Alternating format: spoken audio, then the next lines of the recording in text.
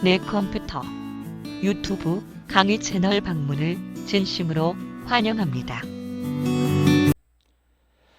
자, 우리가 지금까지 공부를 쭉 해오고 있던 것은 우리가 TV SMPS 쪽에 대해서 공부를 하고 있습니다. TV SMPS는 모니터에 적용되는 SMPS 틀리게 스탠바이 회로를 채택하고 있다 하는 내용은 이제 알고 계시겠죠.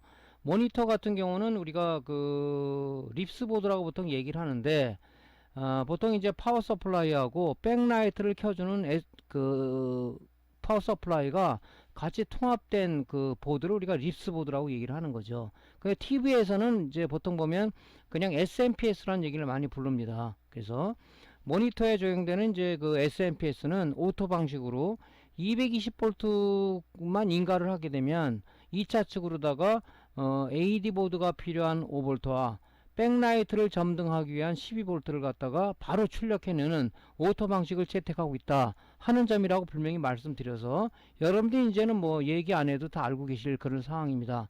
하지만 TV나 아니면 데스크탑 파워 서플라이는 우리가 오토 방식을 채택하고 있지는 않다. 그 얘기는 뭐냐면은 데스크탑이라든가 아니면 TV는 인치수들이 크기 때문에 또 부가 기능이 많기 때문에 전력을 많이 소비하기 때문에 오토 방식으로 했을 때는 전력 낭비가 많다. 그래서 이제 스탠바이 개념으로다가 220V만 인가하면 AD 보드가 기본적으로 동작하기 위한 기본 전압을 제공하기 위한 스탠바이 회로가 우리가 동작이 돼서 5V만 제공을 하고 있다. 그죠? 그때 이제 사용자가 어떤 액션을 취하는 거죠. 모니터 전면에 있는 TV 전면에 있는 파워 버튼을 누르거나 아니면은 TV의 리모컨에 파워 버튼을 누르게 되면 메인 스위칭 에러를 통해서 메인 전압이 기동되는, 즉 5V, 12V, 24V가 기동이 돼서 TV가 동작하는 그런 구조를 가지고 있다. 그래서 데스크탑 파워 서플라이의 개념도 말씀을 드렸죠. 물론 뭐 TV, SMP에서 약간은 틀리지만은 똑같은 어떤 그런 개념을 가지고 있어요. 그죠? 우리가 220V를 데스크탑에 인가를 하게 되면 우리가 파워 버튼을 누르기 전까지는 대기 전압인 스탠바이 5V만 공급이 되고 있는 거죠. 그죠? 그래서 사용자가 어떤 액션을 취하게 되면, 액션이라는 것은 그 데스크탑 파워 전면에 있는 파워 온 버튼을 누르게 되면, 그죠? 그 신호를 가지고 스위칭 에러를 기동해서 메인 전압을 기동하는, 즉 5V, 3.3V, 12V, 마이너스 12V를 기동을 해서 메인보드 파워 커넥터를 통해서, 그죠? 메인보드에 전원을 공급해서 동작하는 원리를 가지고 있다. 그죠? 그래서 데스크탑하고 TV SMPS는 모니터 SMPS 틀리게 스탠바이 형식을 취하고 있다. 그런 얘기를 여태까지 드리고 있는 겁니다. 그래서 지금 이제 TV SMPS를 우리가 스타디하는 단계이기 때문에 지금 이제 무슨 단계를 지금 공부하고 있는 단계입니까? 스탠바이 쪽을 공부하고 있는 거죠. 220V를 인가하게 되면은, 그죠? 메인 전압이 기동이 되질 않습니다. 조금 전에 말씀드렸다시피, 그죠? 이 정류회를 통해서, 그죠? 이 스탠바이를 통해서 우리가 5V를 기동하는 그런 이제 방식이죠. 그죠? 그래서 일단 스위칭 그 스탠바이 전압 5V가 나와야, 그죠? 그죠? 스탠바이 전압 5V는 무슨 역할을 한다고 그랬죠? AD 보드가 기본적으로 동작하기 위해서 우리가 공급해주는 기본 전압이죠. 하나 동작 대기 전압이죠. 그래서 우리가 이제 리모컨의 파워 버튼을 누르거나 TV의 전면에 있는 파워 버튼을 눌렀을 때, 그죠? 그 시그널, 온 트리거 신호를 가지고 MCU의 폼웨어 연산 과정을 통해서 메인 스위칭 회로를 동작시키는 그런 과정을 거치게 된다. 그죠? 그래서 지금 스탠바이 회로 쪽을 공부하고 있는 단계입니다. 그죠?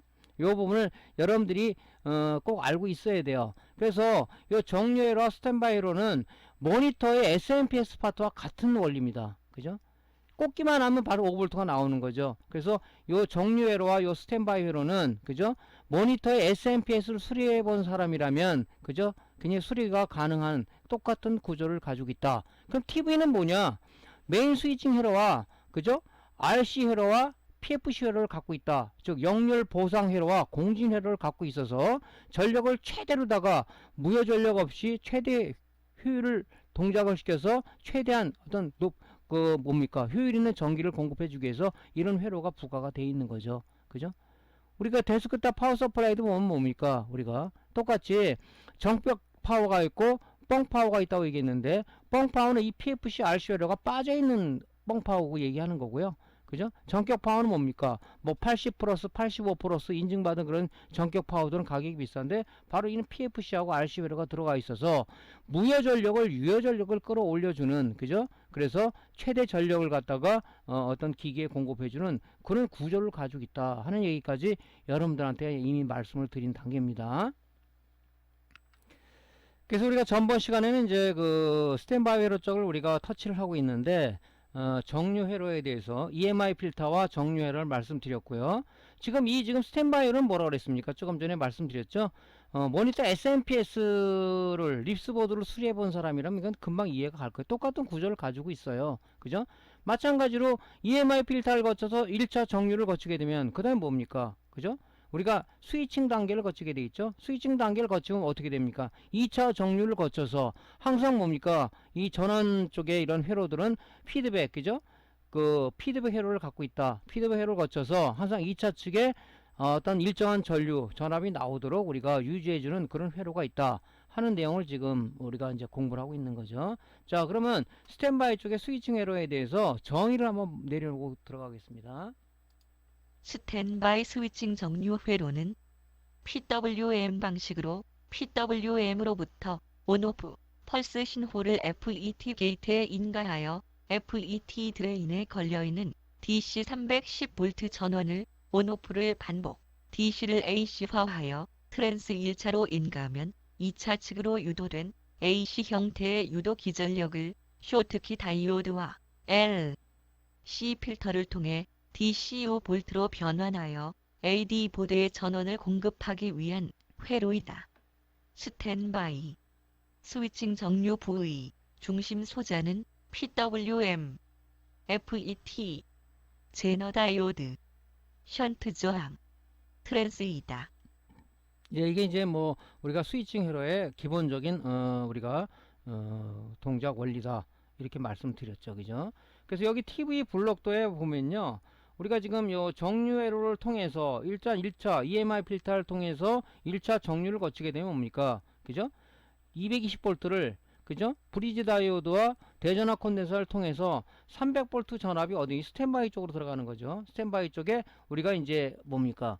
그죠? 이 스위칭 회로로 들어가는 거죠. 그죠? 그래서 이제 여기까지는 오토 방식이죠. 여기까지는 그죠? 들어가면 5V 전원이 나와서 AD 보드에 공급을 해준다 하는 그런 얘기죠. 그죠?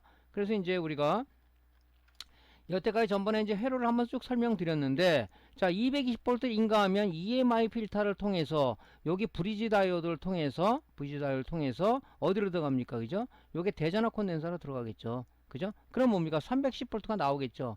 310V를 뭡니까? 우리가 어디 트랜스를 거쳐서 그죠? 이 FET 드레인에 딱 대기하고 있는 거죠. 대기하고 있는 겁니다. 그죠?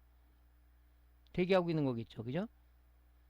여기까지가 이제 이렇게 220V, 310V가 여기 이제 여기 거쳐서 들어가는 거죠. 이때 이제 우리가 VCC 전압이 공급되겠죠. 동시에 VCC 전압이 공급되면 그죠?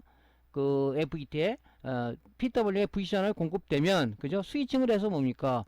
여기에 걸려있던 드레인에 걸려있는 310V를 스위칭 하다 보니까 DC가 AC화가 되더라. 그죠? 이 트랜스는 뭐라 했죠? 트랜스는 직류를 공급해주면은 유도 기전력이 발생이 되질 않습니다. 우리가 전기전자 기초 과정에서 트랜스는 뭡니까? 상호 인덕턴스를 이용한 소자다. 즉 1차 측에 변하는 교류를 거려줬을 때 상호 인덕턴스에서 2차 측에 유도기를 발생된다. 그러기 위해서 여기서 PWM과 FET가 공조해가지고 우리가 뭡니까? DC를 AC화, 스위칭하는 게 AC화를 해주는 거죠. 그래서 1차 측에 걸어주게 되면 상호 인덕턴스에 2차 측에 유도기적이 발생되는 거죠. 그러면 유도기적 발생되는 이 나온 아웃풋은 뭡니까? 직류가 아니죠. 맥류 형태인 AC 형태를 취하고 있더라. 그죠? 그러면 우리가 전자 소자들은 직류라는 밥을 원하고 있는데 공급을 못 하겠죠. 그렇기 때문에 여기서 뭐 정류회로를 거친다. 그죠? 이게 2차 정류회로죠. 그죠? 그래서 여기서 이제 받은 걸 갖다가 브리지 다이오드와 그죠? 브리지 다이오드를 통해서 그죠? 쇼트키 다이오드, 브리지 다이오드, 쇼트키 다이오드를 통해서 LC 필터를 통해서 뭡니까? 5V가 이제 정류가 돼서 AD 보드에 공급이 되는 거겠죠. 그죠? 그래서 요 지금 단계가 우리가 공부하는 단계다. 그래서 지금은 스위칭 단계를 공부하는 거죠. 요 스위칭 단계. 그래서 여러분들이 제가 항상 드리는 말씀이지만 이 회로 동작 원리는 같아요. 같은데 설계자들이 이 설계를 이 보드가 똑같은 게 아니에요. 그죠? 이 위치라든가 다 틀리기 때문에 여러분들이 이런 그 회로의 동작 원리를 가지고 여러분들이 가지고 있는 이제 다양한 모델에 똑같은 이 SMPS가 적용되리라고 보지는 않습니다. 그죠? 다 틀리죠. 그렇기 때문에 구조들도 틀리단 말이죠. 그래서 그 회로들을 가지고 동작 원리를 가지고 여러분들이 회로를 자꾸 이렇게 따라가 보셔야 돼요. 그죠? 지금도 이제 문의하시는 분의 어떤 그 유형들을 보면요. 이런 걸 이해를 하고 충분히 지금 우리가 20강을 지금 공부하는 단계인데 1강부터 차근차근 들어가면은 알 수 있는 걸 갖다가 공부를 안 하고 성급하게 그건 아는 사람한테 어깨너머로 빨리 배우려는 그런 생각을 가지신 분들이 의외로 많으신 것 같습니다. 물론 뭐 나쁜 거는 아니에요. 하지만 그렇게 배우는 사람들은 오래 가지를 못합니다. 그죠? 우리가 고층 아파트를 질 때 기초공사를 튼튼히 해야 그 아파트가 무너지지 않고 100년, 200년을 견디지만요. 우리나라 뭐 아파트는 100년, 200년 견딥니까? 그러진 못하잖아요. 왜냐하면 기초공사 이런 걸 충분히 잘 안 해서 외국 같은 데 뭡니까? 뭐 100년, 200년 건물들이 엄청나게 많지 않습니까? 그것은 뭐냐면 그 건물이 무너지지 않게 견고하게 유지가 되도록 밑에 기초공사를 충분히 다져서 우리가 했다 하는 얘기죠. 그렇기 때문에 우리도 기초가 충분히 그 기초공사가 돼야 되는데 그렇게 하게 되면 이제 그거 가지고 여러분들이 뭡니까? 집이 좀 더 견고하게 하게끔 여러분들이 안에 내장을 자랑할 거는 여러분들이 하는 일인데 바로 그런 것들이 이런 회로를 따라가는 일들이다 이거죠. 회로를 이렇게 쭉 따라가 보세요. 따라가는 것은 여러분 디지털 테스트에 하나 갖고 충분하지 않습니까? 그러면 회로들 뭐 이렇게 연결되어 있구나 쭉 따라가다 보면 그 답이 나오는데 그거를 하기 싫어서 아니면 귀찮아서 딱 보니까 회로들이 굉장히 복잡하죠. 모니터 수리해본 사람들이 TV, SMPS 들어가게 되면 겁에 확 질려가지고 이거 못하겠어 이렇게 여러분들이 생각이 들 수도 있어요. 왜냐면은 PFC, RCA로 스위칭 에러가 추가가 되다 보니까 헷갈리는 거예요. 왜? 이론을 모르다 보니까 그렇습니다. 그죠? 이론을 알고 들어가면 이렇게 차근차근 들어가면 이게 알 수가 있는 단계거든요. 이렇게 들어가서 어떻게 해서 VCC는 어디서 공급받고 여러분들이 회로를 따라가 줘야 되는데 그거를 아직 안 하고 아직도 이제 공부를 열성적으로 하시는 분들도 많지만 그렇지 않고 그냥 간단하게 빨리 배우려는 그런 습성을 아직도 갖고 있으신 분이 있는데 절대 그렇게 해서 늘지를 않습니다. 다시 한번 여러분들한테 제가 선배로서 충고를 하지만 이런 1강부터 쭉 또 전기전자 기초 모르면 전기전자 기초 과정을 충분히 듣고 그죠? 이해하고 여러분들이 최단에서 모른다면 물어봐야 되지만 그러지 않고 자꾸 여러분들이 공부 안 하고 물어보는 습관을 가진다면 자꾸 그 습관 때문에 공부를 안 하게 돼요. 그래서 여러분들이 그런 건 좀 고쳐 주십사 하고 드리는 말씀입니다. 그죠? 자, 그래서 이제 지금은 이제 스위칭 단계는 뭡니까? 스위칭에서 제일 중요한 건 뭐예요? 그죠? 우리가 PWM과 FET, 그죠? 얘가 스위칭을 해가지고 우리가 트랜스 1차 측에 즉 직류를 교류화해서 트랜스로 넘겨주는 역할을 하는 게 스위칭 우리가 이 스위칭 회로입니다. 그죠? 이거는 이제 여러분들이 이제 모니터 쪽에 하도 내가 많이 얘기를 해가지고 이제는 얘기 안 해도 저거 이제 알 수 있을 거예요. 그죠? 자, 그래서 여기에 대해서 우리가 이제 회로 점검 및 양부 판별하는 방법을 배워 들어가겠습니다. 그죠? 자, 그런데 여기서 하나 좀 얘기할 게 또 뭐가 있냐면요. 우리가 이 지금 이 스위칭 회로인데 지금 이 회로를 보면요. FET가 없어요. FET가. 간혹 질문하시는 분이 그런 분들이 가끔 있어요. 제 지금 SMPS 보니까 아무리 차에도 PWM이 없습니다. 그죠? FET가 없습니다. 이런 사람들이 있어요. 그런 건 뭐냐면 이 통합된이죠. 파워 스위치라는 이 통합된 소자를 써서 그래요. 이 파워 스위치는 뭐냐면요. PWM하고 FET를 우리가 통합해서 만든 그런 소자를 우리가 그 파워 스위치라고 얘기합니다. 그래서 요즘 통합화 추세이기 때문에 두 개 쓸 소자를 하나로 갖다가 통합하는 거죠. 통합한다는 개념은 좋은 의미도 있지만은 그죠? 여러 개의 기능을 하나로 합시다 하면 고장률이 좀 올라갈 수도 있습니다. 그죠? 그래서 우리가 그렇게 여러분들이 알고 있어야 된다. 그죠? 근데 그런 질문을 하시는 분들을 보면 이제 이제 전기전자 기초 과정을 공부를 안 해서 이제 그런 일이 벌어질 수가 있는 거죠. 그죠? 요 파워 스위치라는 것은 PWM과 그죠? 플러스 FET가 FET가 한 디바이스 안에 통합된 소자를 우리가 파워 스위치 또는 탑 스위치라는 얘기를 많이 쓰는데 보통 파워 스위치라는 얘기를 많이 씁니다. 그죠? 여러분들이 그렇게 알고 계시면 될 것 같아요. 자, 그러면 이제 하나하나 이제 짚고 넘어가 보겠습니다. 자, 여기서 이제 우리가 파워 스위치의 양부 판별을 해야 돼. 파워 스위치 조금 전에 말씀드렸죠. PWM과 FET가 통합된 우리가 소자를 PWM, 파워 스위치라고 얘기한다. 그죠? 그래서 이제 요 지금 회로에서 보면 요게 이제 파워 스위치죠. 그죠? 여기 지금 요게 원래 FET가 그죠? 여기 드레인하고 이 트랜스 연결돼야 되는데 지금 뭡니까? 이 드레인, 파워 스위치 드레인하고 연결돼 있죠. 이 안에 통합이 돼 있는 거죠. 그죠? 자, 이걸 양부 판별할 때는 반드시 전원을 인가하지 않은 상황에서 양부 판별을 해야 되는 거죠. 자, 우리가 요 지금 이 제품에 우리가 그 파워 스위치는 그 W6251이라는 그죠? 다리가 7개짜리 그 지금 그 파워 스위치를 쓰고 있는 거예요. 그래서 여기 핀맵을 보면요. 핀맵을 보면 요 가운데 2번 다리는 잘라져 있어요. 요건 노 커넥션입니다. 그죠? 요 1번이 드레인 단자예요. 드레인. 그죠? 4번이 VCC고요. 그 다음에 5번이 그라운드고 6번이 피드백 단자죠. 그죠? 피드백. 2차 측의 출력 전압 변동을 감지해서 그죠? TL431과 그죠? 션트 레귤레이터와 포토카폴라를 통해서 그 전류의 변화량을 갖다가 어디 주냐? 바로 이 파워 스위치에 피드백으로 줘서 우리가 그죠? 그 온오프 듀티 사이클을 조정해서 2차 측의 전압의 안정화를 기한다. 그런 내용의 피드백의 개념이겠죠. 그죠? 자, 그래서 여기 이제 우리가 잴 때는 다이오드의 디지털 테스터기에 다이오드 모드로 설정하고요.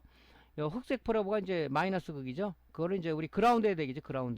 그라운드에 여기다 대고 그라운드. 그라운드죠. 여기 지금 5번이 그라운드죠. 5번이 1번, 2번, 3번, 4번, 5번이 여기 그라운드입니다. 그라운드에 대고 그죠? 그 다음에 뭡니까? 적색 프로브를 그죠? VC 4번 단자에 됐을 때 4번이 VC죠. 됐을 때 전압이 측정이 되면 안 돼요. 전압이 측정된다는 건 뭡니까? 쇼트죠, 쇼트. 다이오드 모드로 놓고 여러분들이 양쪽 프로브 이 검정색과 흑색 프로브를 여러분들이 이렇게 쇼트 시키면 뭡니까? 0V 전압이 나오죠. 그거는 뭡니까? 하나의 도선이다. 그죠? 쇼트란 얘기죠. 측정이 되면 안 되겠죠. 보통 이제 우리가 이 다이오드가 쇼트가 나면요.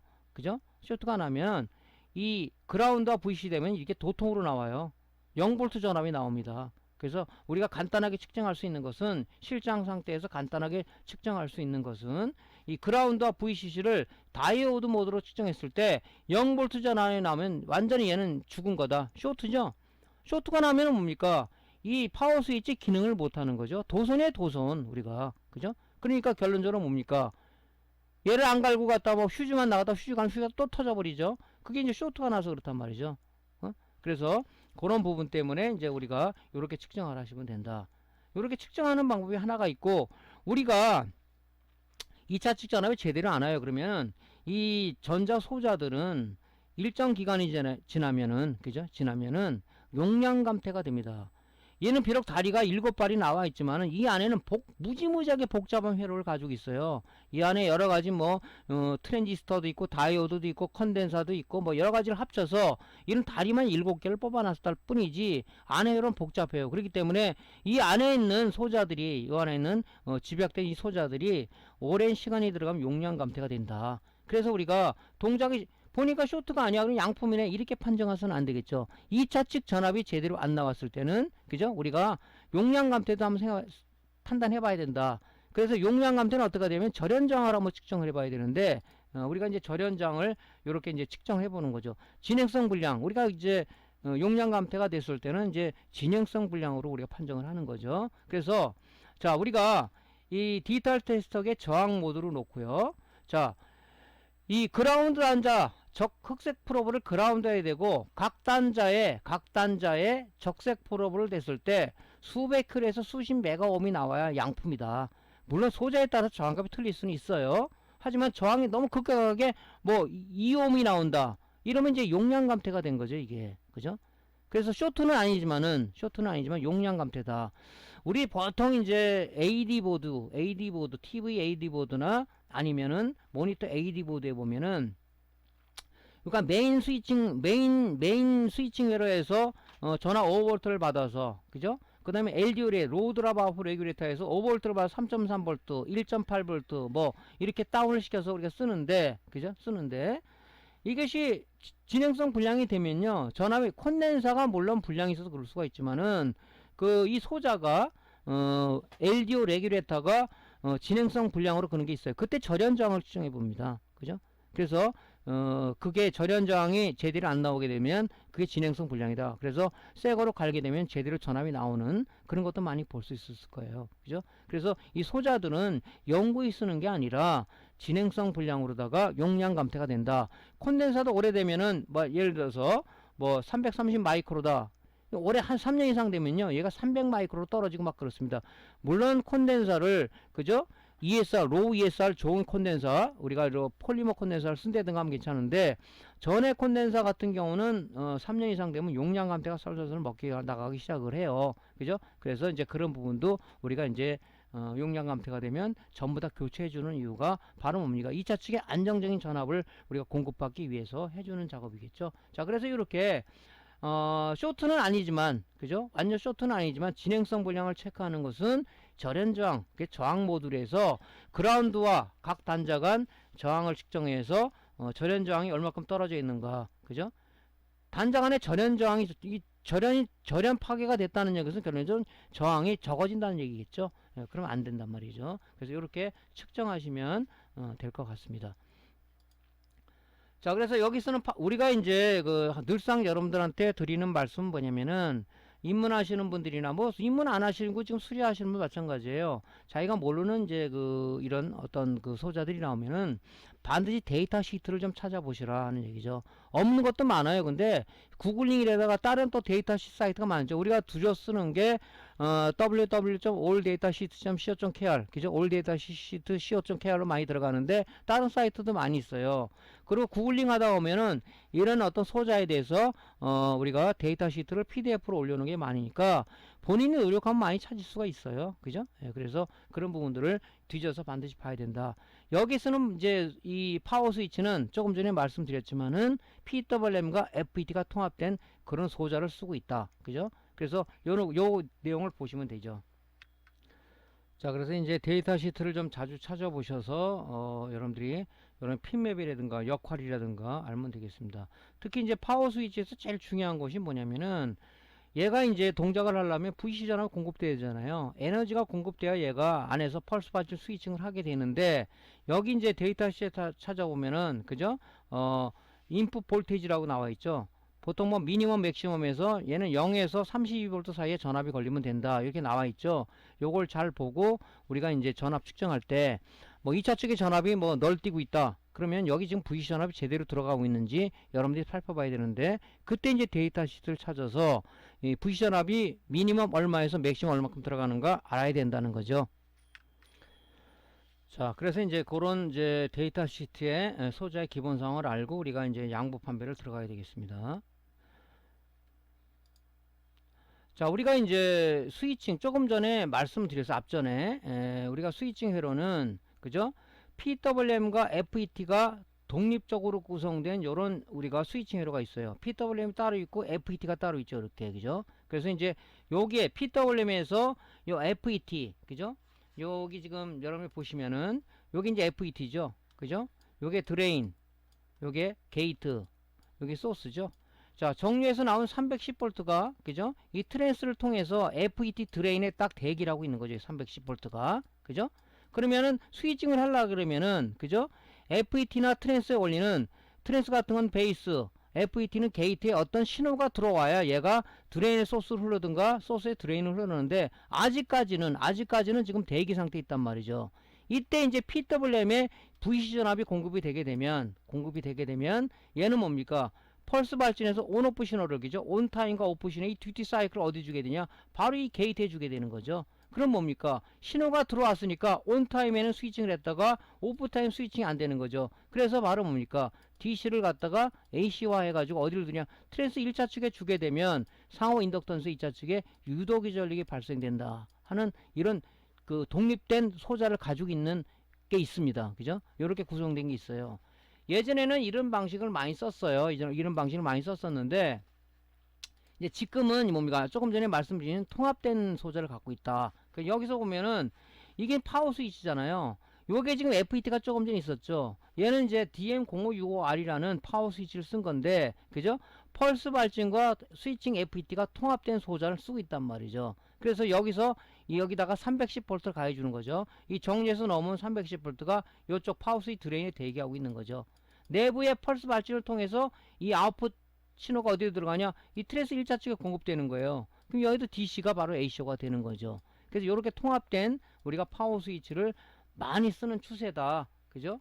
여러분들이 이제 조금 전에 말씀드렸잖아요. 아무리 찾아도 PWM 눈에 보이지가 않는다.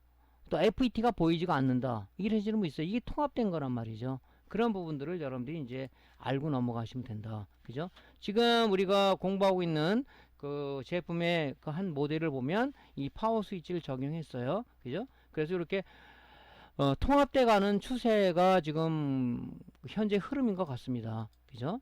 그래서 요즘 전자제품들은 뭐 TV 쪽에 T컨버터라든가 AD 보드라든가 아니면 SMPS라든가 아니면 노트북이라든가 데스크탑이라든가 아니면 스마트폰이라든가 뭐 태블릿이다 이런 부분들은 전부 다가 뭡니까? 전부 다가 그죠? 이 소형화가 돼가고 있다. 거기에 대해서 잠깐 우리가 알아보고 넘어가겠습니다. 모든 전자제품, 즉 메인보드, AD보드, T콘보드, 패널보드, 그래픽카드, 메모리 등은 소형화, 경량화, 집적화, 고기능화, 생산성 향상의 목적으로 전자소자들이 BGA화되고 있어 제품 설계 및 생산 시 적용되고 있다. 예를 들어 요즘 출시되는 노트북의 경우 이전의 노트북 메인보드에 비해 소자가 BGA화되어 소형화 추세가 되고 있다.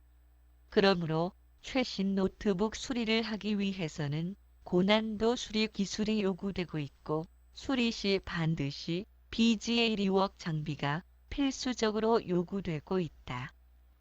네, 그렇습니다. 지금 우리가 노트북을 보더라도요. 요즘 노트북은 요즘 이제 노트북 구매하시는 분들이 보면 얇고 가볍고 조그맣고 그죠? 이런 분들 많이 사요.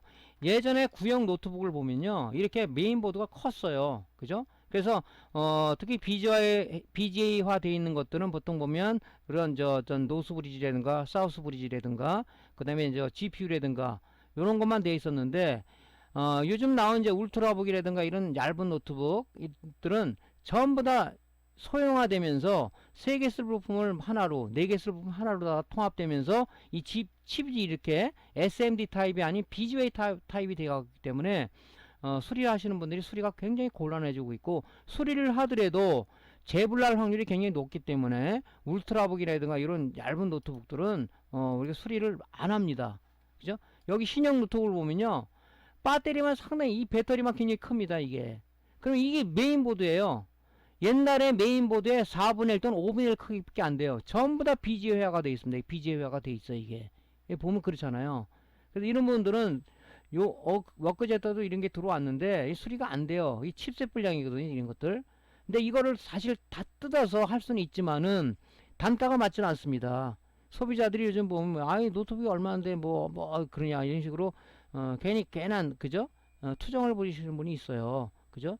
근데 이제 메이커 가면 이제 거기는 수리가 아니라 교체이기 때문에 상당히 비싸죠. 그래서 이렇게 배터리는 상대적으로 커졌고, 그죠? 그 다음에 이 메인보드들은 그 소형화, 집적화 추세에 의해서 이런 부품들이 전부 다 여러 개 부품 하나에 통합되는 이런 BGA 타입으로 되기 때문에 여러분들이 이걸 수리를 한다 그러면은 어떻게 해야 되겠습니까? 그죠?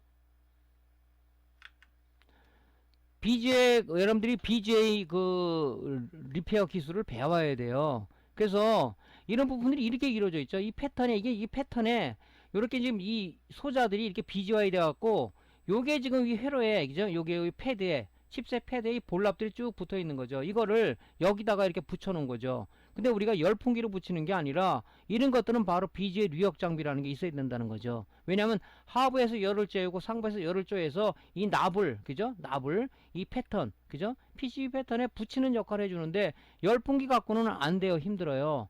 붙일 수가 없습니다. 그죠? 왜냐면은 열풍기는 상부에서만 열을 쪼이기 때문에 여기만 붙지 밑에서는 잘 붙지는 않는단 말이죠. 그래서 하부에서 열을 가해주고 상부에서 열을 가해주는 그런 이제 우리가 써야 되는데 열풍기 같은 거 하면 이 위에만 내려 쪼인단 말이죠. 안 되죠. 그래서 이 BJ 장비는 이 하부에서 하부 히터가 있고 상부 히터가 있는데 여기다가 이제 이 보드를 놔가지고 여기 칩셋을 갖다가 밑에서 쪼여주고 위에서 쪼여주고 해서 이 하부에 있는 여기 열을 가해서 여기 이게 여기도 붙고 여기도 안전하게 붙는 그런 역할을 해주는 것이 이제 BJ 유역 장비라고 볼 수가 있는데 가격이 고가이기 때문에 여러분들이 이제 구매하기가 선뜻 어렵죠. 근데 요즘 이제 저가 장비도 많이 나와서 저희 공식 카페에 보니까 뭐 5, 60만 원짜리 사시는 분이 있더라고요. 대단한 열정을 가신 분들이 많으신 것 같아요. 근데 이제 그게 사는데 우리가 목적을 두는 것이 아니라 굉장히 많은 연습을 해야 됩니다. 왜냐면은 이 제품마다 이 PCB의 어떤 굵기, 이 두께도 틀리고 PCB의 어떤 그 용도, 이게 뭡니까, 그 재질도 많이 틀리고 해서 잘못하면 보드가 휘는 경우도 있고 그래요.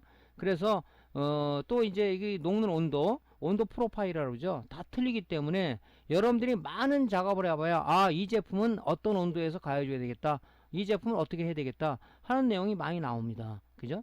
그래서 BJ 장비 사신 분들은 연습을 많이 하는데 노트북 갖고 연습하지 마시고요. 우리 컴퓨터 매장을 운영하다 보면 그래픽카드 불량나서 버린 게 굉장히 많을 겁니다. 그런 거를 스크랩 업자한테 그냥 막 쓰레기를 주지 마시고요. 가지고 있다가 그거를 한번 여러분들이 그 뗐다 붙였다 하는 작업을 한번 해보세요. 그죠? 리볼링 하는 작업도 하시고 그 연습을 많이 가한 다음에 BJ 유역 장비를 쓰셔야 된다 하는 얘기를 드리고 싶어요. 그죠? 그래서 이제 BJ 타입 그 그래픽 카드 좀 GPU도 메탈 형식의 어떤 그 BJ 칩셋이 있고 그렇지 않은 게 있어요. 메탈 형식의 BJ는 열을 더 많이 가해줘야 되겠죠.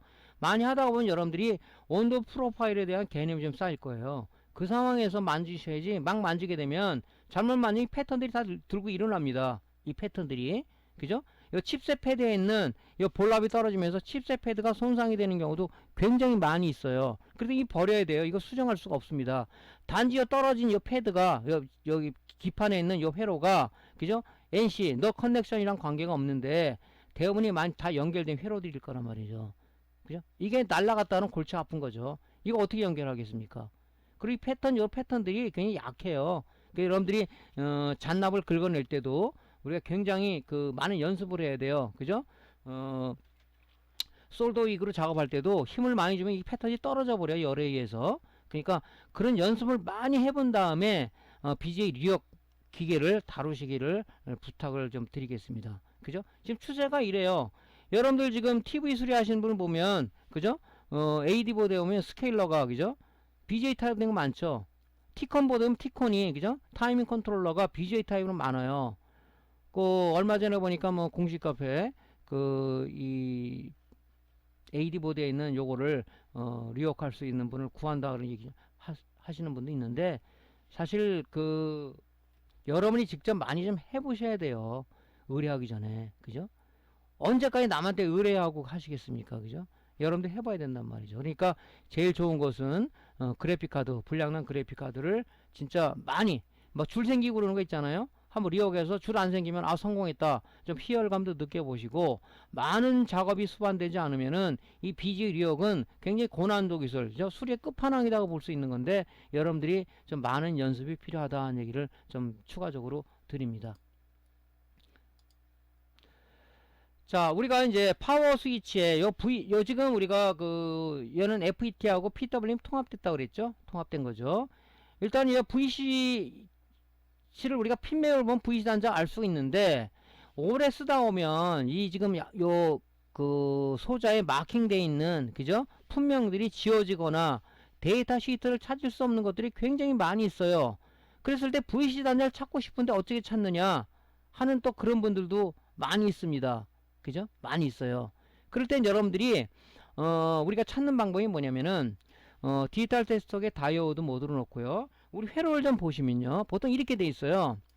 파워 스위치에 보통 이런 PWM VCC는 1차 측 트랜스에서 탭을 하나 따가지고 보통 이 다이오드, 고속 종류 다이오드와 컨덴서와 그 다음에 제너 다이오드를 통해서 VCC가 공급되게 돼 있습니다.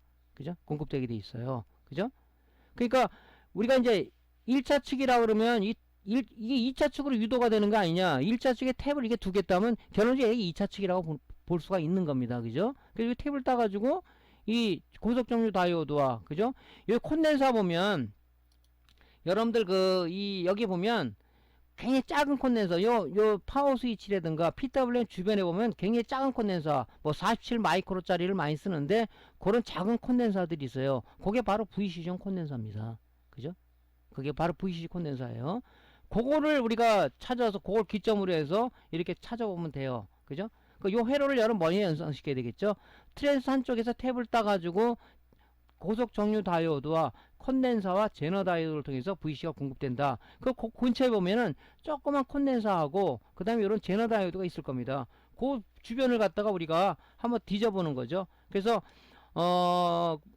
작은 콘덴서 플러스 극이겠죠. 플러스 극에 우리가 이제 그 적색 프로브를 대고, 그죠? 그 다음에 흑색 프로브를 주변에 있는, 그죠?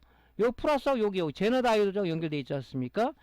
주변에 제너가 여러 개 있을 수가 있는데 거기다가 댔을 때 0볼트가 측정된다는 뭡니까? 도선이죠? 도통이 된다는 얘기죠? 걔가 VCC 제너다 이거죠. 요렇게 여러분들이 측정해 보면, 그죠? 그걸 또 따라서 즉 제너 다이오드 한 단자 연결돼서 쭉 따라가 보면 이 지금 요 파워 스위치의 특정 핀하고 0볼트가 나오는 지점이 있을 겁니다. 그죠? 제너 다이오드하고 요 VCC 연결돼 있지 않습니까? 그게 바로 뭡니까? VCC 핀이에요. 그러니까 이게 안 보인다고 난감해 하시는 분이 있단 말이죠. 난감하시는 분이 있어요. 물어보시는 분이 있는데, 그러지 말고 이 회로들을 잘 연상을 하시면은 우리가 충분히 디지털 테스트하게 하나 가지고 그 핀을 다 찾을 수가 있어요. 드레인 찾을 수가 있잖아요. 드레인은 어디에 연결되어 있죠? 드레인은 이 트랜스 1차 측하고 연결되어 있지 않습니까? 이 트랜스 이 단자를 통해서 쭉 따라가던 이 드레인 단자를 찾을 수가 있는 겁니다. 그라운드 콘덴서 마이너스하고 그라운드 찍으면 되잖아요. 이렇게 해서 여러분 찾아갈 수가 있는데, 이게 지워졌다고 난감해 하시지 말고 이 회로도 일단은 제일 중요한 게 기본적인 회로하고 그 회로 해석을 여러분 머릿속에 담고 찾아가시면 돼요. 그죠? 그래서 여러분들 요걸 한번 간혹 질문하시는 분 있어서 찾는 방법을 좀 설명을 드리는 겁니다. 자, 그래서 한번 봅시다. 동영상으로. 자, 여기서 그죠? 지금 이 2차 측에 탭을 하나 땄다 그랬죠. 탭을 하나. 그죠? 탭을 하나 땄다 그랬어요. 그죠? 그래서 이 보통 고주파 트랜스 1차 탭을 따서 다이오드 콘덴서 제너 다이오드를 고쳐서 우리가 뭡니까? 파워 스위치 VC로 공급된다 그랬죠. 그죠? 그렇게 여러분 말씀드렸죠. 자, 그래서 이 콘덴서 플러스 가고 요 주위에 ZD라고 돼 있죠. 제너 다이오드는 ZD라고 표기가 돼 있죠. 찍었을 때 0볼트가 나오면 걔랑 연결된 게 이 제너 다이오드예요. 여기 조그만 콘덴서는 여러 개 있는데 요 바로 주변에 있습니다. 얘하고 특정 핀을 찍었을 때 0볼트가 측정되는 지점이 바로 VCC 단자다 하는 얘기죠. 예, 여기네요. 그죠? 여기 요 핀. 그죠? 1, 2, 3, 4번이라고 했죠. 여기 4번. 아까 제가 데이터 시트에 보여드렸죠. 요게 이제 뭐냐? VCC예요. 요렇게 찾아가는 방법을 여러분이 쓰시면 됩니다. 그죠? 그러니까 아까 조금 전에 말씀드린 그 회로도, 그죠? VCC는 어떻게 연결되는가? 그 회로도를 여러분들 설명을 드렸잖아요. 그 회로도, 그죠? 고속 정류 다이오드와 아주 용량이 작은 콘덴서를 통해서 제너 다이오드를 통해서 우리가 어디를 들어가냐? PWM VCC 들어간다. 그죠? 파워 스위치 PWM 들어간다. 제너 다이오드를 거치는 이유가 뭐라 그랬습니까? 제너 다이오드. 제너 다이오드의 어떤 그 특성은 뭐예요? 주위 온도와 부하 변동에 관계없이 항상 일정한 전류를 공급해주는 정전압 회로를 우리가 제너 다이오드라고 얘기한다. 그렇게 정의를 내렸었죠, 그 전에. 그러니까 제너 다이오드 통해서 항상 일정한 전압을 공급해줘야 되지. 뭐 이 PWM의 그 VCC에 우리가 뭐 보통 5볼트가 들어가는데, 그죠? 2볼트도 들어갔다, 3볼트 들어갔다, 1볼트 들어갔다, 8볼트 들어갔다 어떻게 되겠습니까? 2차 측에 전압이 출렁거릴 수가 있다. 그죠? 정확한 듀티 사이클을 갖다가 우리 FET 게이트에다 공급해 줄 수가 없다 하는 얘기죠. 그래서 그렇게 정밀한 전압을 공급해 주는 데는 제너 다이얼을 거쳐서 들어가게 됐다 하는 것을 여러분들이 알고 계시면 됩니다. 자, 그 다음에 이제 우리가 보통 보면 이제 요 회로에서 잠깐 볼까요? 회로에서 보면 이제 파워 스위치는 이제 FET하고 PWM이 통합됐다고 그랬지만은 이제 FET하고 PWM 별개로 되어 있는 게 있어요. 그러면 소스하고 연결된 저항이 하나 있는데 그걸 우리가 뭡니까? 션트 또는 댐퍼 저항이라고 얘기합니다. 여기 지금 요 파워 스위치죠. 여기 요 앞에 보통 보면 굉장히 큰, 그죠? 2와트 1옴 미만의 이런 저항들이 하나 있어요. 이게 뭡니까? 션트 저항이에요. 그죠? 1옴 미만을 많이 씁니다. 그죠? 얘도 많이 나가요. 어떤 뭐 큰 데미지를 있거나 아니면 낙뢰가 맞거나 그러면 이 저항이 터집니다. 이 터지게 되면 어떻게 되겠습니까?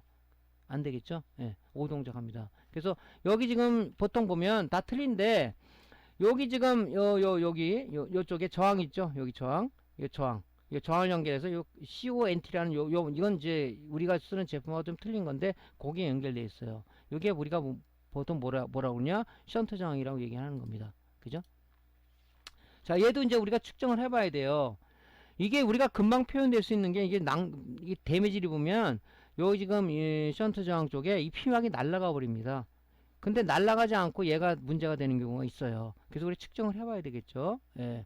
그러니까 항상 양보 측정할 때는 이런 것은 전원을 인가하지 않은 상황에서 측정을 해야 되겠죠. 얘는 지금 뭡니까? 1옴 미만이 나왔죠. 이 정상이라고 봐야 됩니다. 그죠? 그래서 예를 들어서 여러분들이 이제 색대 저항표를 좀 외우고 있어야 돼요. 검, 갈발, 준호, 초파보인 외우라고 그랬죠. 여러분들 이런 색대 저항은. 그래서 얘 같은 경우는 지금 하나, 둘, 셋, 넷, 4색대죠. 그죠? 맨 끝에 거는 요 간격이 넓은 거, 요 맨 끝에 거는 오차를 얘기하는 거죠. 요건 생각하지 말라고 그랬죠. 자, 첫째 자릿수가 뭡니까? 노란색이에요. 그러면 검, 갈발, 준호 4죠. 그죠? 그 둘째가 뭡니까? 주황색이에요. 검, 갈발, 주, 노. 그죠? 주 4번이죠. 3번이죠. 3번. 그죠? 그죠? 그 다음에 뭡니까? 은색이죠. 금, 무. 금 10의 마이너스 은 10의 마이너스 2승이죠. 자, 그러면 이제 곱해주고 뭡니까? 43 곱하기 10의 마이너스 2승이니까 0을 앞으로 두 자리 옮기면 되겠죠. 0.435옴이죠. 이 저항은. 그래서 1옴 미만짜리를 션트 댐퍼 저항을 많이 씁니다. 그죠? 요거 여러분들. 요 저항도 많이 나가는 편이에요. PWM과 FET가 단독으로 우리가 구성이 됐을 때는 소스 쪽하고 연결된 저항이 하나가 있어요. 그죠? 우리 FET는 여러분들이 구분하기 쉽죠. FET는 그죠? FET가 우리가 생긴 게 이렇게 생겼다고 그러지 않습니까? 다리가 3개발 나왔죠. 요렇게.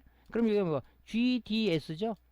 요 S하고 연결된 것을 우리가 저항을 그죠? 어떻게 디지털 테스트 다이오드 모드로 놓고 회로를 점검해보면 거기 연결된 하나의 부저가 0V가 측정되는 부분이 바로 얘하고 연결된 션트 저항이다. 이렇게 보시면 되겠죠. 그죠? 그래서 여러분들이 그걸 찾아가셔야 되는 거야. 이렇게. 그죠? 요 저항도 좀 우리가 참 잘 나가는 편입니다. 그죠? 이게 눈에 잘 안 띄어요. 그죠? 그러니까 여러분들 측정을 한번 해보시고 작업을 해봐야 된다 하는 얘기입니다. 그죠? 자, 그러면 션트 저항이 어떤 역할을 하는지를 한번 우리가 정의를 한번 내려보겠습니다. 션트 저항은 FET 소스와 연결되어 있는 저항으로 소스 저항이라고도 부르며 1옴 이하의 저항을 많이 사용한다. PWM에서 온오프 펄스 신호를 FET 게이트에 공급하는 순간 FET 드레인에 걸려있는 DC 310V를 온타임 시 스위칭을 하면 FET 드레인에서 소스로 순간 급격히 전류가 흐르는 돌입 전류가 발생하는데 션트 저항은 순간 흐르는 돌입 전류를 완충하는 역할을 하여 회로 보호를 한다. 또한 션트 저항의 앞단은 PWM의 CS 단자와 연결되어 소스에 흐르는 전류를 감시하는 전류 모니터 역할을 하여 2차 측의 출력 전압의 안정화를 기한다. 예, 요게 이제 우리가 션트 저항의 역할입니다. 여기 보면 요 소스하고 연결돼 있죠. 요 소스하고 연결되어 있는 요 저항. 요걸 우리가 이제 요거를 우리가 이제 그 션트 저항이라고 얘기를 하는 거죠. 그러니까 순간 급격히 흐르는 이런 그 전류를 갖다가 얘가 완충 역할을 준다, 댐퍼 역할을 준다 그런 뜻이죠.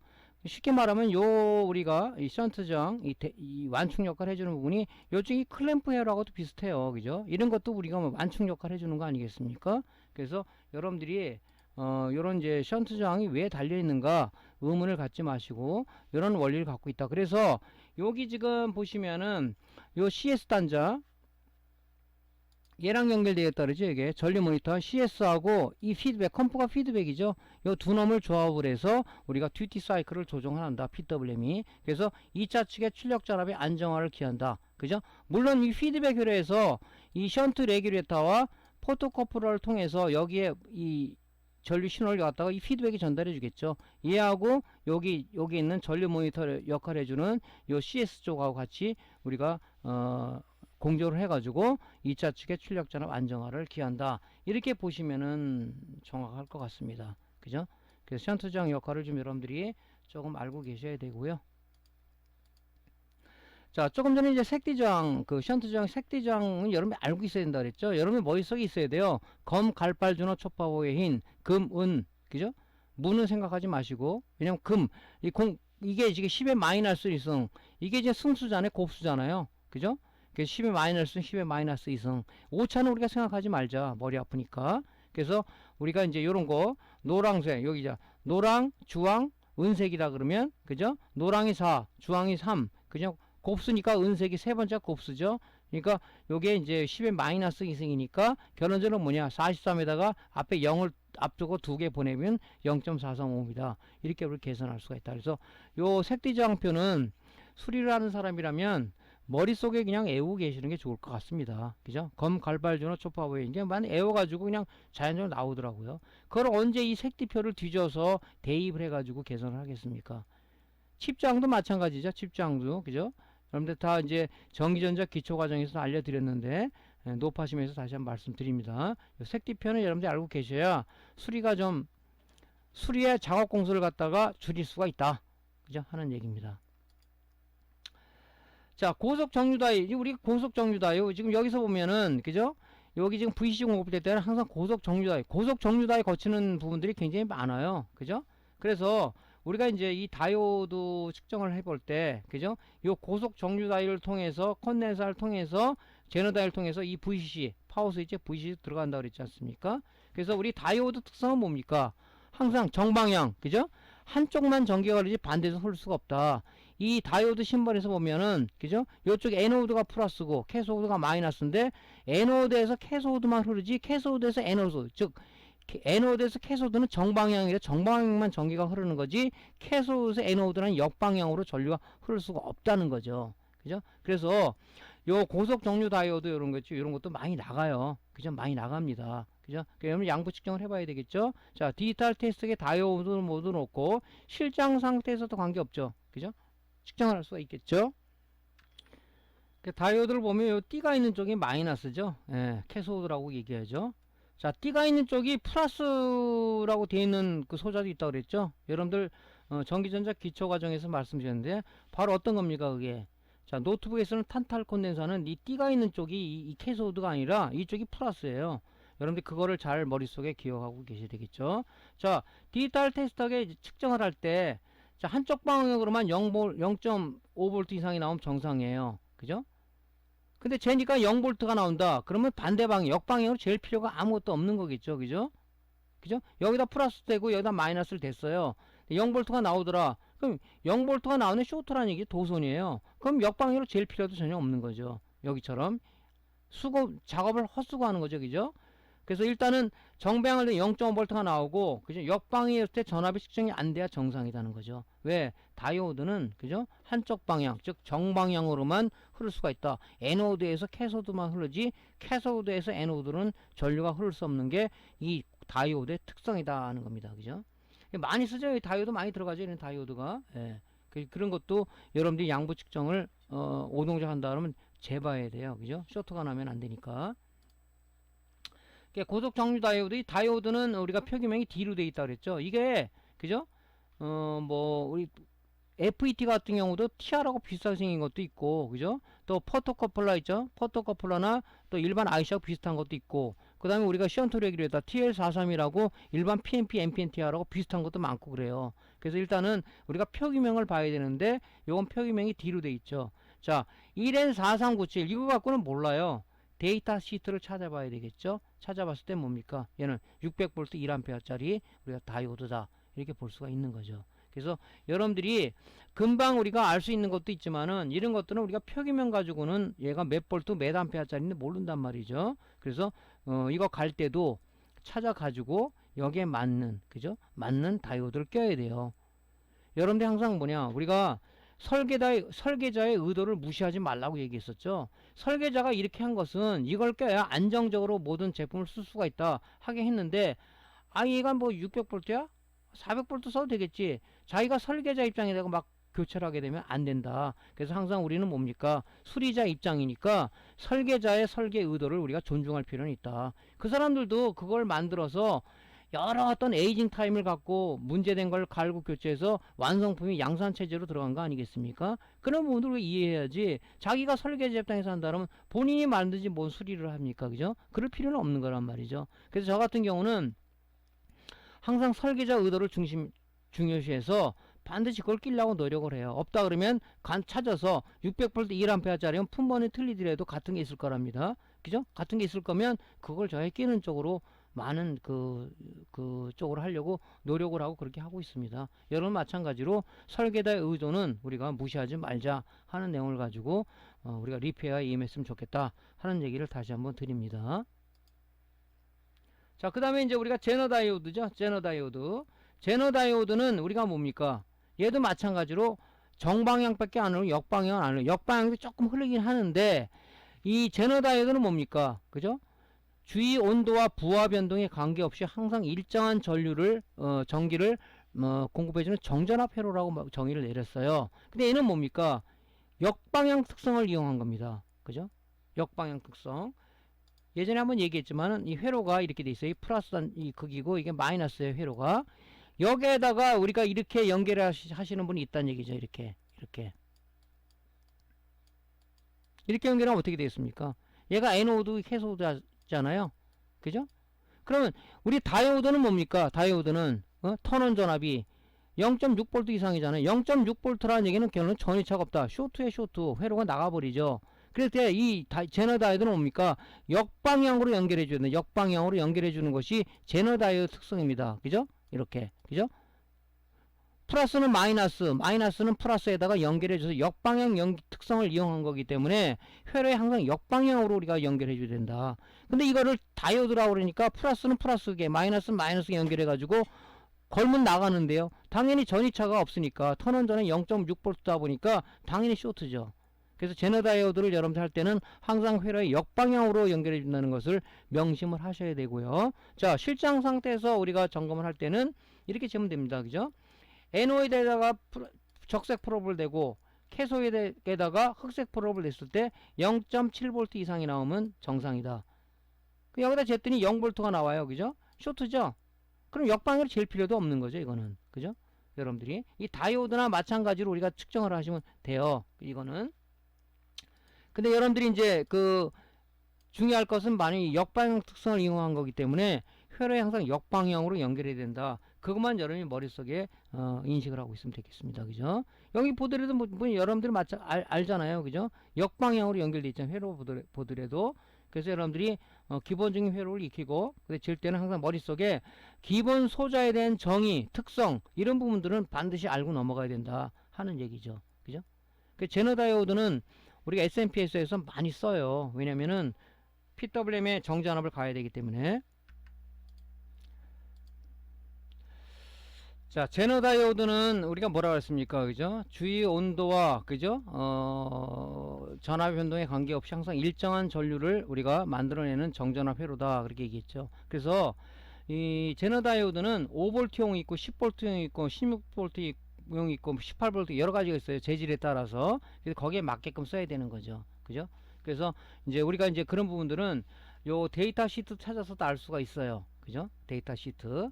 그런 부분들은 뒤에서 좀 설명을 드릴게요. 그죠?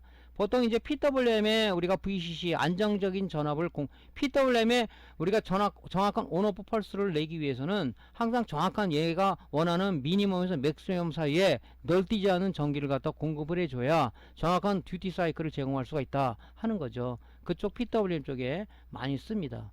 자, 그래서 우리가 다이오드 특성을 보면은 일반 다이오드 우리가 쓰는 이제 그 실리콘 다이오드 브리지 다이오드 같은 경우는 그죠?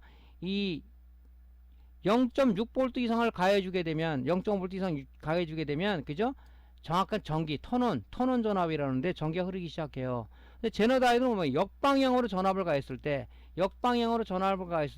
어떤 전압에서 안정적인 특성을 갖고 있는 역방향 특성을 이용한 우리가 소자다. 이렇게 보시면 된다 그랬죠. 이게 이제 우리가 제너 다이오드에 대한 특성 곡선입니다. 이게 그죠?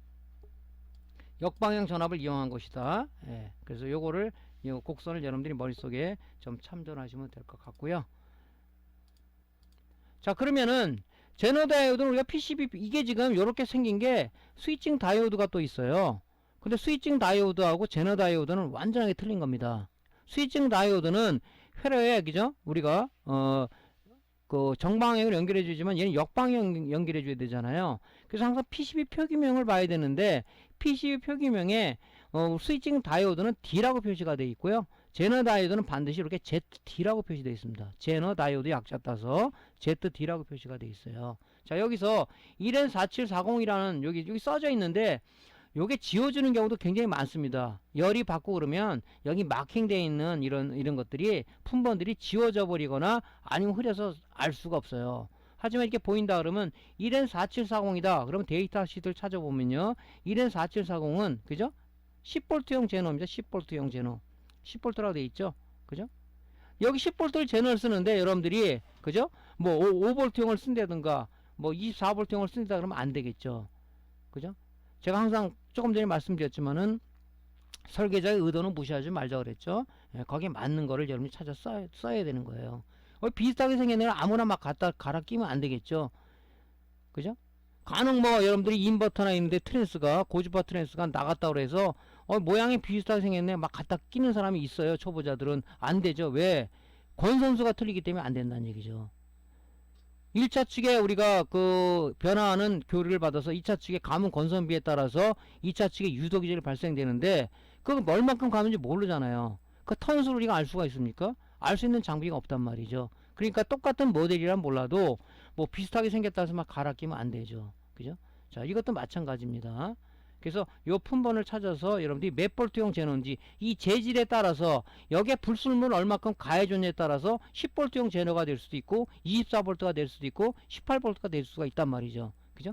그래서 여기에 맞는 제너를 우리가 써야 된다 하는 얘기죠. 자, 그래서 이게 오래 쓰다 보면 여러분들이 그 뭡니까 이 제너 다이의 표기명이 없어져서 그 알 수가 없어요. 그럴 때는 우리가 알 수 있는 방법이 있다. 우리가 지금 여러분들이 많이 쓰고 있는 LED 패키지 LED 바 테스터기 다 갖고 있죠. 그거를 우리가 측정할 수가 있다. 그죠? 자, 그래서 제너가 보면 굉장히 많습니다. 제가 갖고 있는 것도 보면 10V형, 12V형, 15, 16, 18, 22, 24, 30V 그 외에도 많아요. 그죠? 눈으로 보면 다 똑같아요. 근데 표기명이 있는데 표기명이 잘 표시가 된 것도 있지만 없는 것도 있고 뭐 지워져 있는 것도 그래요. 그래서 우리가 셀러한테 부품을 주문하게 되면 이렇게 봉지에 써서 오는데 우리가 성격이 차분한 수리맨들 같은 경우는 쓰고 제대로 이렇게 넣는데 쓰다 보면 뭐 이게 여기 섞여 있고 뭐 박스 그 저기 부품통 안에 막 흩어져 있고 알 수가 없어요. 그죠? 그 일일이 하면 다 찾아서 이거를 데이터 찾아서 집어넣는다는 것도 그렇잖아요. 그러니까 항상 여러분들이 작업할 때는 요 10V 제너를 썼다 그러면 하나 썼다 그러면 거기다가 봉지에다가 그죠?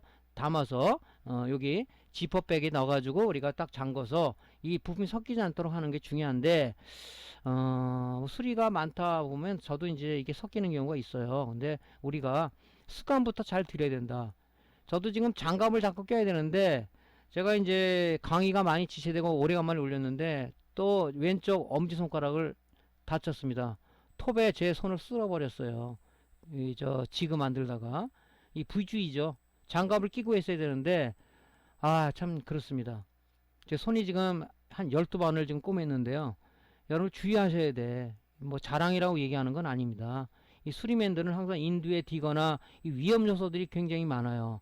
화학약품에 어떤 나름대로 그 건강을 해치거나 이런 게 많은데 우리가 부주의가 큰 화를 날 수가 있습니다. 그죠? 그래서 지금 이쪽 엄지손가락을 잘 지금 못 쓰고 있어요. 그래서 지금 오늘 또 병원에 가는 날인데 지금 몇 주째 이러고 있습니다. 제가. 여러분 주의하셔야 돼요. 그죠? 자기 몸은 자기가 보호해야지 누가 보호해 줄 수는 없지 않습니까? 그러니까 우리가 이제 주의를 해서 해야 되죠. 그죠? 자, 그러니까 쓸 때도 제 자리에 좀 갖다 놓고 해야 되는데 저도 뭐 수리하다 보면 지금 저 롱로즈 플라이가 어디로 갔는지 뭐 모르겠어요. 또 샀는데 어디다 이제 했는지 제자리에 쓰고 놔야 되는데 그런 경우도 많고 그래요. 그러니까 항상 여러분들이 초기부터 입문하시는 분들, 이 강의를 보고 계신 분들은 습관이 중요하다. 그죠? 습관이. 그러니까 그 습관부터 제대로 드리는 그런 마음을 가지고, 그죠? 우리가 정심, 올바른 마음가짐으로 일을 하자 하는 얘기를 드립니다. 자, 이 제너 다이오드 우리가 이제 많이 흐트러졌어요. 아니면은 수리가 들어왔는데 이 제너 다이오드가 지워져 가지고 품번을 찾을 수가 없습니다. 아까 PWM의 그 파워 스위치에 VC 찾아가는 방식으로다가 해야 되는데 다행히 우리한테는 이제 LED 백라이트 테스터가 있다는 얘기죠. 얘 갖고 우리가 측정할 수가 있는 거죠. 여기서 주의점은 뭐다? 이게 지금 빨간 단자가 플러스고 검정 단자가 마이너스 아닙니까? 그죠? 제너 다이오드는 어떤 특성을 이용했다? 역방향 특성이죠. 자, 이 적색 프로브는 이 제너 다이오드 마이너스 해야 되고 이 흑색 프로브는 제너 다이오드 플러스가 해야 되죠. 역방향을 제가 이게 전압이 나오겠죠. 아니면 뭡니까? 쇼트잖아요. 그러면 얘가 어느 정도 견딜 수 있는 피드백 회로가 되어 있을지 모르겠지만 이 기계가 나중에는 이 기계는 나갈 수가 있다는 얘기죠. 그래서 여러분들이 항상 역방향을 재야 된다. 한번 보겠습니다. 자, 여기 보시면 그죠? 플러스 요 칠해져 있는 게 여기 마이너스죠. 마이너스에 있는 플러스 프로브를 대고 그죠? 흑색 프로브는 이 플러스 객이 됐죠. 역방향 특성을 이용한다 그랬죠. 극성에 주의해야 됩니다. 쟀을 때 자 9.59가 나왔죠. 9.59는 우리가 반올림에서 10V라고 보면 9.59라는 제너 다이오드는 없으니까 10V라고 볼 수가 있는 거죠. 이렇게. 자, 이런 식으로 재면 돼요. 자, 12V입니다. 쟀어요? 11.3V예요. 반올림에 12V죠. 예. 이거 가지고도 우리가 제너 다이오드에 우리가 그 규격을 알 수가 있다. 자, 14.15V죠. 자, 16V짜리 한번 재보겠습니다.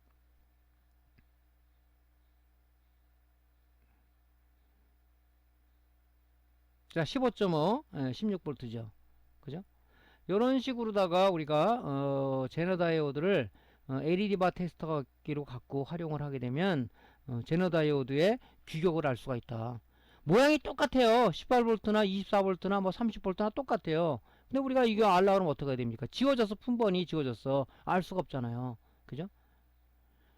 물론 뭐 우리가 PWM VCC 콘덴서 전압을 재면 얼마 나온다. 그거 가지고도 대충 감 잡을 수가 있지만 이런 걸 우리가 기기를 활용해서 하면 더 쉽지가 않겠냐 하는 얘기를 해서 드리는 거죠. 그죠? 저거 활용을 저는 가끔 합니다. 그죠?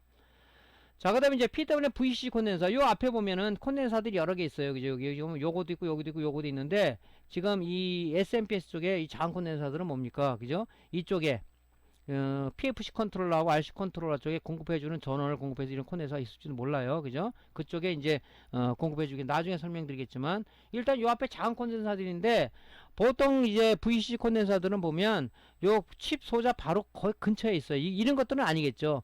감통밥 잡는 거죠. 요거겠다. 그죠? 그래서 이제 재는데 요것도 용량 감퇴가 많아요. 그죠?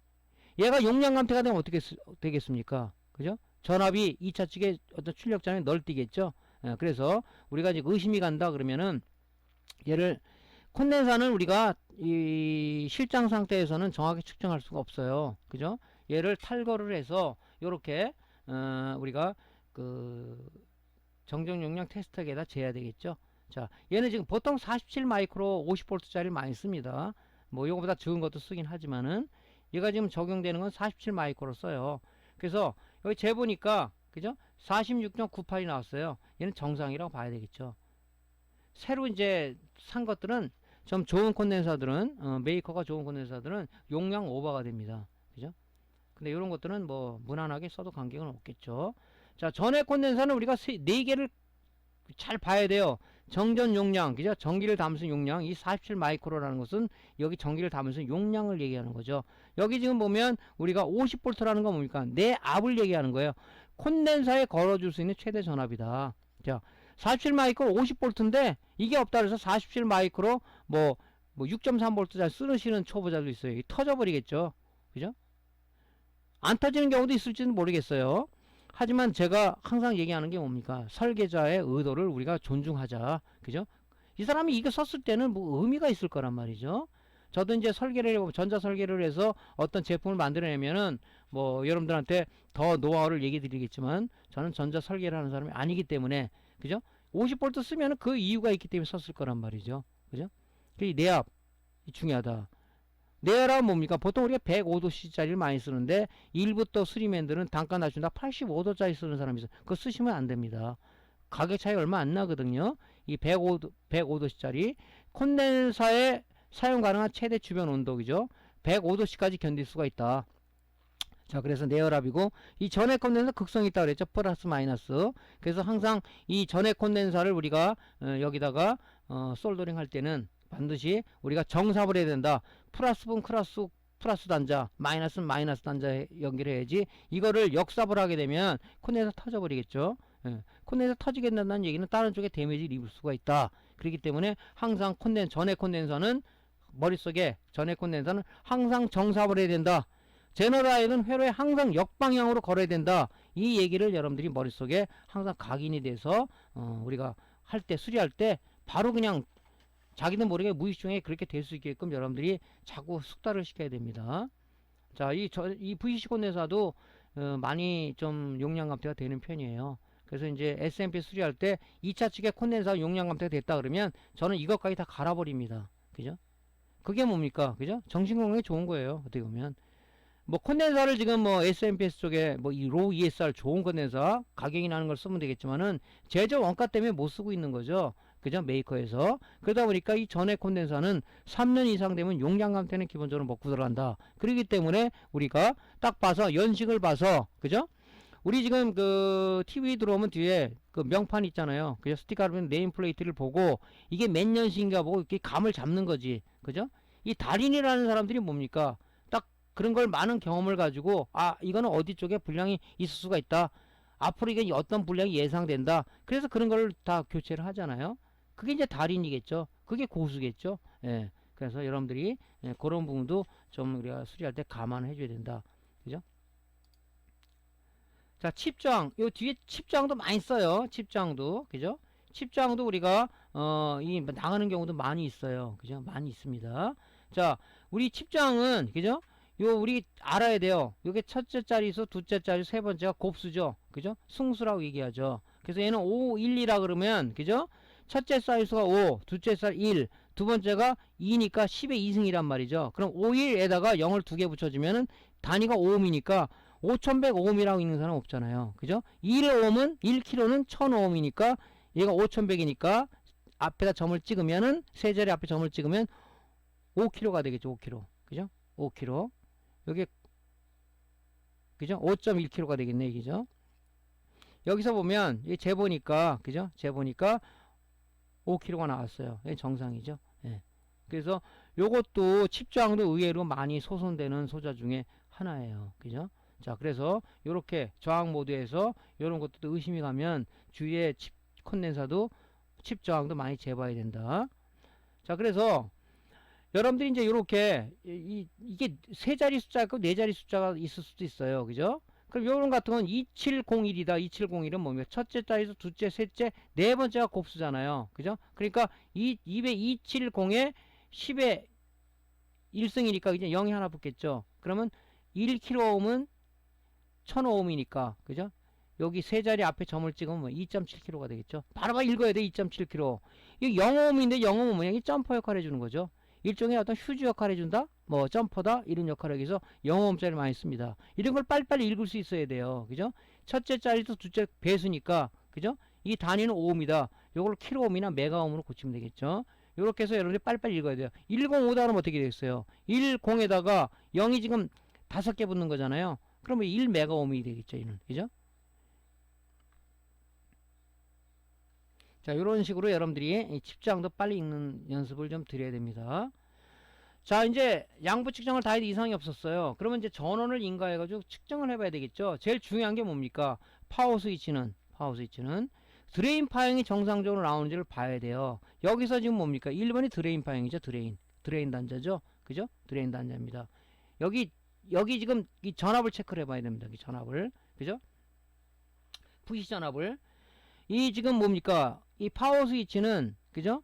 이 VCC가 제대로 공급이 돼야 이 동작이 돼서, 그죠? 펄스 스위칭을 하는 거 아니에요. 그죠? 근데 여기 지금 파워 스위치는 아까 앞전에 데이터 하실 때 보면 0에서 32V 사이가 걸린다. 측정을 해보니까 7V가 나왔어요. 이 정상이라고 봐야 되겠죠? 정상이라고. 자, 그래서 VC 전압을 이 1차 측의 접지는 어디입니까? 데콘의 마이너스죠. 그죠? 마이너스 그게 되고, 그죠? 그 다음에 뭡니까? 적색 프로브를, 그죠? 여기 이 VC 단자에 됐을 때, 그죠? 0에서 32V 사이가 나면 정상이다. 이렇게 보는 거죠. 그래서 이 핀맵을 여러분들이 기억을 하고, 요 VC 4번 단자에다 대고 이게 됩니다. 그죠? 제일 중요한 건 뭡니까? 우리가 접지, 그라운드는 1차 측 그라운드와 2차 측 그라운드는 틀리다. 그래서 여기 지금 이 메인보드에 보면요. 이 선이 이렇게 쭉 거져 있어요. 이렇게 건이 거져져 있어요. 여기가 1차 측, 전기가 220V가 들어간 요 부분이 1차 측, 여기가 2차 측이라는 얘기죠. 결론적으로 뭡니까? 이 콘덴서 이쪽에 마이너스 극이 1차 측 접지입니다. 그죠? 이 파워 스위치는 1차 측에 속하니까, 그죠? 1차 측에 속하죠, 이거? 예. 이 트랜스를 기준으로 해서 1차 측에 속하니까 이 데콘 마이너스가 접지다. 이렇게 보시면 되죠. 요걸 잘 여러분들이 해야 돼요. 아무 콘덴서나 마이너스 제거하면 안 되겠죠, 이거는. 자, 그래서 1차당과 2차당 파형을 이제 우리가 전압을 했으면 파형을 측정해야 되겠죠. 그죠? 자, 그라운드. 여기 지금 보면 이 제품은 여기 흰색으로다가 이렇게 가운데가 이렇게 칠해져 있어요. 여기가 1차라는 얘기입니다. 여기가 2차라는 얘기예요. 그럼 1차 측은 뭡니까? 데콘의 마이너스를 우리가 1차 측 그라운드라고 보시면 돼요. 2차 측은 뭡니까? 아무 콘덴서나 이 콘덴서 마이너스가 2차 측의 그라운드입니다. 그죠? 이렇게 놓고 여러분들이 해야 돼요.